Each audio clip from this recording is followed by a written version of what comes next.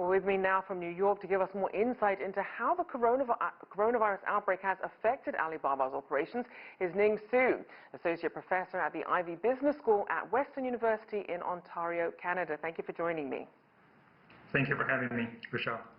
Now, we've seen that Chinese e-commerce platforms have doubled down on live streaming during this year's shopping festival, and they've made record sales volumes. Why is this method so effective, and what sort of market potential is there still for live streaming selling?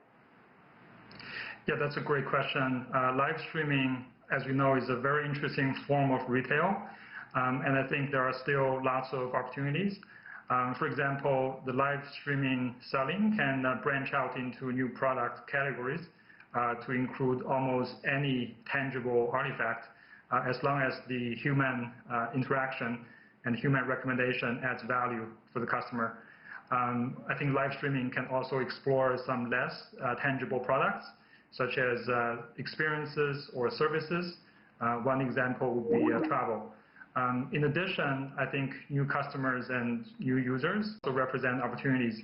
The pandemic, COVID-19, has taken away a lot of the social experience of shopping, whereas live streaming, to some extent, adds the human layer and puts the social experience back into online shopping. And I think that has value for a lot of people, including the so-called late adopters of live streaming, right. People who are not yet using live streaming for shopping. And finally, I think live streaming retail can have synergy with traditional online retail. So in other words, customers could view the online streaming content and then make purchases on another platform. And speaking of adoption then, how widespread is live streaming marketing in the US, and what sort of trends are you seeing there? Yeah, so in the US, I think it is a trend, but the trend takes other forms. YouTubers and celebrities, as we know, have large numbers of followers on social media platforms. And for a long time, retailers have been trying to monetize the online social interactions or the virtual experience, including streaming. This model that we see in China, the model of instant purchases during a live stream, though seems particularly popular in China, and more so than in the US. So overall in e-commerce, I think China and America have very different consumer habits, very different regulations, and very different industry ecosystems. So the underlying technology platforms in these two countries are also very different. So this live streaming-based retail won't be the same in America. It will be very interesting to watch how this trend will evolve in markets outside China, including the America. So then as we look at China, obviously it's a very competitive market there. How do you see the major e-commerce giants like your Alibaba, your JD.com and Pinduoduo, how do you see them positioning themselves now in China's e-commerce ecosystem? Yeah, so those are three of the leading players in the e-commerce systems in China. Their strategies are very different. So Alibaba Group provides a very comprehensive, this full life cycle, end-to-end e-commerce platform. So in other words, it offers financing for small businesses, allows them to sell and ship their products. The platform helps consumers make purchases, and it also offers even investment products for consumers. So in other words, Alibaba has this holistic portfolio of services. JD has a very strong market positioning in retail. It owns and operates this vast infrastructure, including both physical and digital infrastructure.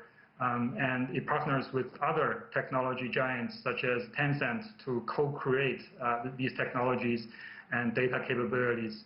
As for Pinduoduo, it has so far focused more on specific segments of the e-commerce ecosystem.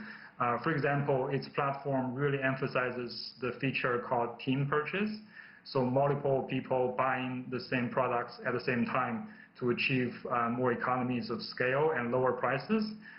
The company also enjoys very strong position in agricultural products. Right. So these are specific niches, but in this vast Chinese market, these niches combined create a very powerful and profitable business model for Pinduoduo. So the bottom line... And just quickly, we have about 30 seconds. We know that JD.com is also listing on the Hong Kong Stock Exchange. What are your comments on this strategy, on taking that route, especially given the global pandemic and we're still waiting for global demand to pick up? Yeah, so with its listing in Hong Kong and the one in New York, so with even further capital, I think JD can really expand both within China and beyond China in a number of ways. First, it can really further invest in technological innovations. Live streaming is one example of these user-centric innovations in e-commerce. So these innovations require capital and talent.